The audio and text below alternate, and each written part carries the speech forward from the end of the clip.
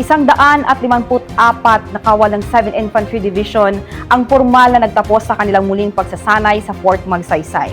Isang malinaw na patunay ng lakas, disiplina at husay sa pagpapatuloy ng serbisyo.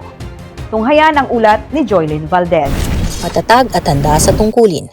Ito ang ipinakita ng 154 na kawal ng 7th Infantry Division sa kanilang pagtatapos sa Restructured Reenlistment Training o RRT Class 01-2026 ngayong 18 ng Marso sa Fort Magsaysay.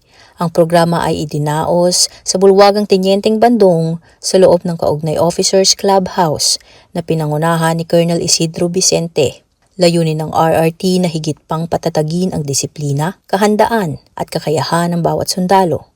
Mga pangunahing haligi ng pambansang seguridad. Ayon kay Colonel Ronel de la Cruz, ang keynote speaker at kasalukuyang Chief of Staff ng 7th Infantry Division, mahalaga ang muling pagsasanay upang mapanatili ang pinakamataas na antas ng dedikasyon at kahusayan sa serbisyo. Iginawad rin sa seremonya ang mga parangal ng mga natatanging kalahok na nagpakita ng galing at husay sa iba't ibang aspeto ng pagsasanay.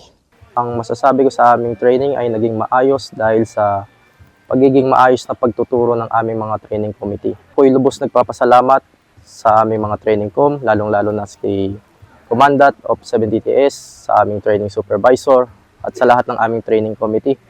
Nagtapos ang programa sa panunumpa at pagpupugay sa watawat bilang tanda ng kanilang patuloy na dedikasyon sa bayan.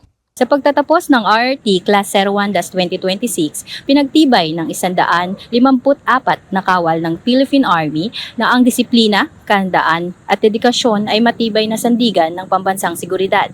Mula sa Fort Magsaysay, ako si Joylyn Valdez, ang inyong pamilyang kaugnay para sa matatag na hukbong katihan ng Pilipinas.